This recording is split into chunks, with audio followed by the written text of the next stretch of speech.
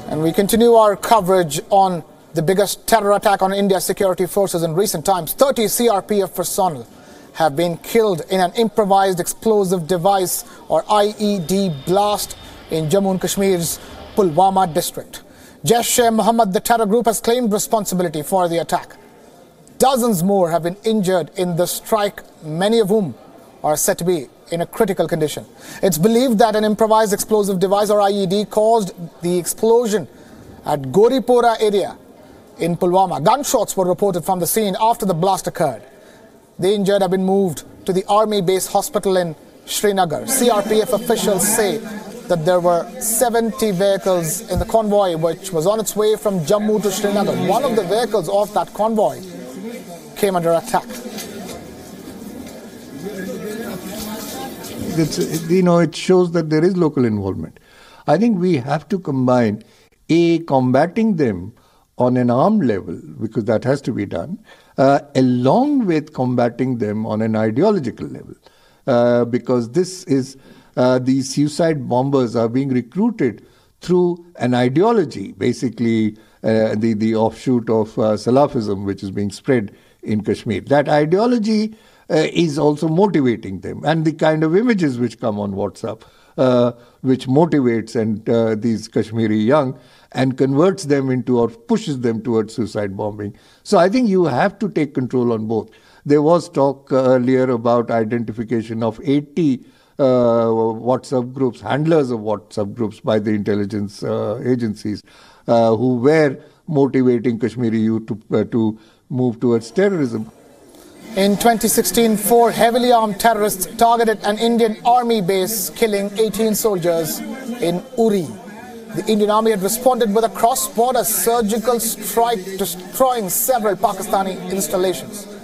India's Prime Minister Narendra Modi has spoken to Home Minister Rajnath Singh and top officials, as we've been telling you, and Rajnath Singh, the Home Minister, has cancelled his Bihar trip.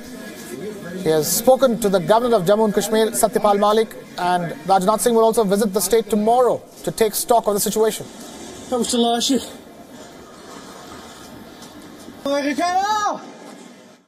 It's an extremely unfortunate and sad day when we lose our brave soldiers to such a dastardly attack by, obviously, Pakistan-based terrorist groups. However, their sacrifice will not go in vain. Our brave soldiers are empowered by the government to take whatever action they wish to take. In fact, it is their bravery and their action that has led to the elimination of many dreaded terrorists and reduction of terrorist activities in the state of Jammu and Kashmir. Now, today's attack was indeed worse than the 2016 Uri strike in which 18 soldiers were killed. Jammu and Kashmir has not witnessed major terror attacks since then, but the numbers are staggering. In 2018, there were 587 terror-related incidents. In 2017, there were 329, and the year before that, there were 322. So, there's a clear rise in the number of terror-related incidents in the state of Jammu and Kashmir over the last 3 years. Fatalities in terror attacks. In 2017, 57 civilians, 83 security forces personnel, 218 terrorists. That's how the numbers stack up for the year 2017 in terms of fatalities and terror attacks. And today's attack has seen 30 CRPF personnel lose their lives. Our correspondent Ishan Wani gets us this report. Take a look.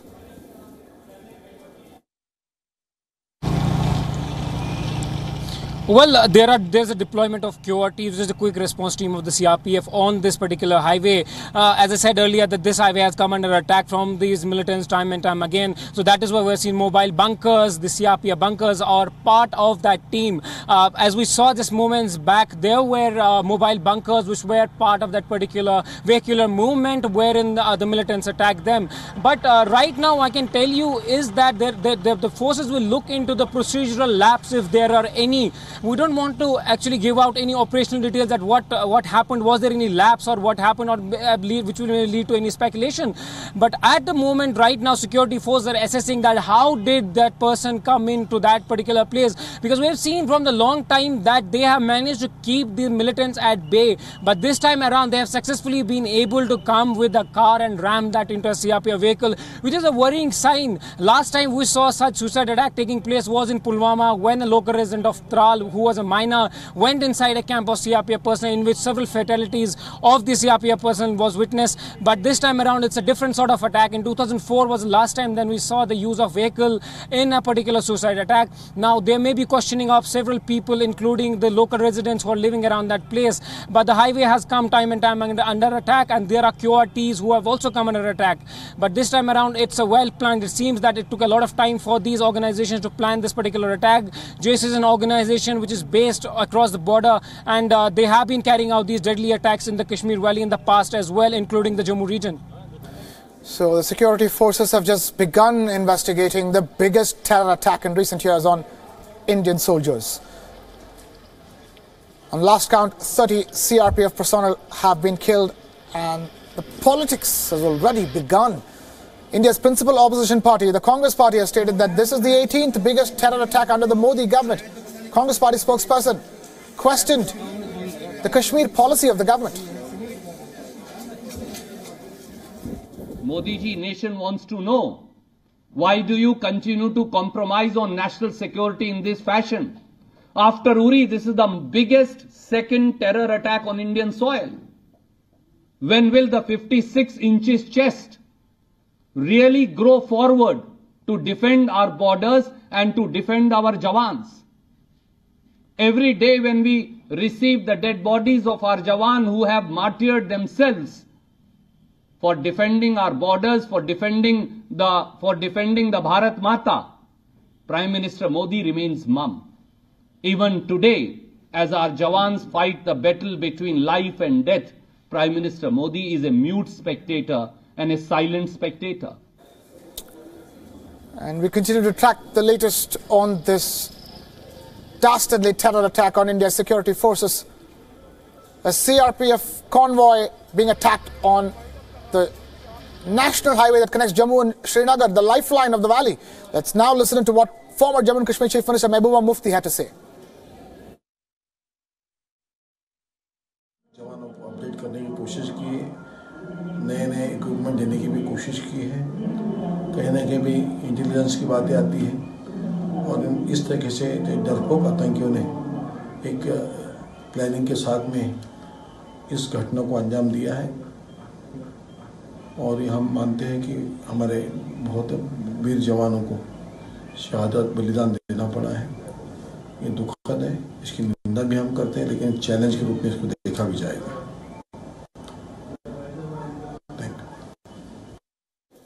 That was Hansraj Ahir, Minister of State of the Indian government, speaking on this dastardly terror attack. 30 CRPF personnel killed in this attack. Jaish-e-Mohammed has claimed responsibility.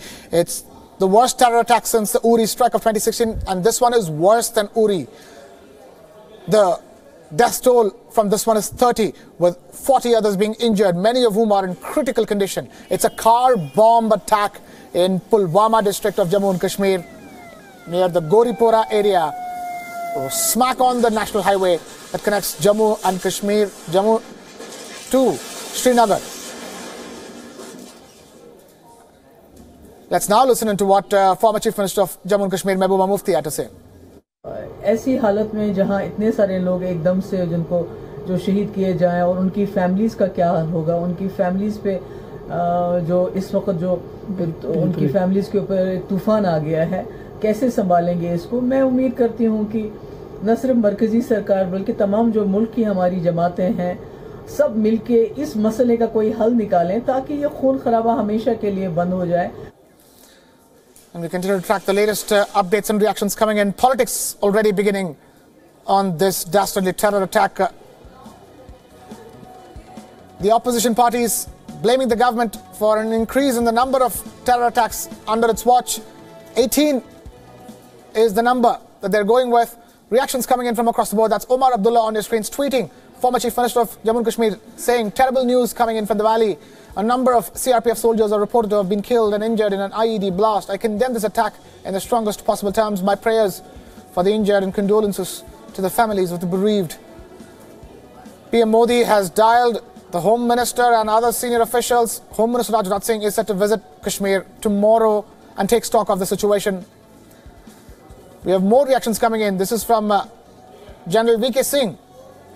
As a soldier and a citizen of India, my blood boils at the spineless and cowardly attacks. 18 brave hearts from CRPF India laid down their lives in Pulwama. I salute their selfless sacrifice and promise that every drop of our soldiers' blood will be avenged. General VK Singh, Minister of State for External Affairs. We also have Arun Jaitley, Union Minister, tweeting, attack on CRPF in Pulwama. Jammu and Kashmir is a cowardice and condemnable act of terrorists. Nation salutes martyred soldiers, and we all stand united with the families of martyrs. We pray for speedy recovery of the injured. Terrorists will be given unforgettable lesson for their heinous act. The questions that are being raised right now is it time for another surgical strike? Because the last time something like this happened, when India's security forces were attacked, the response was that of a surgical strike across the border. That's the tweet from India's Prime Minister Narendra Modi on this terror attack. Attack on CRPF personnel in Pulwama is despicable.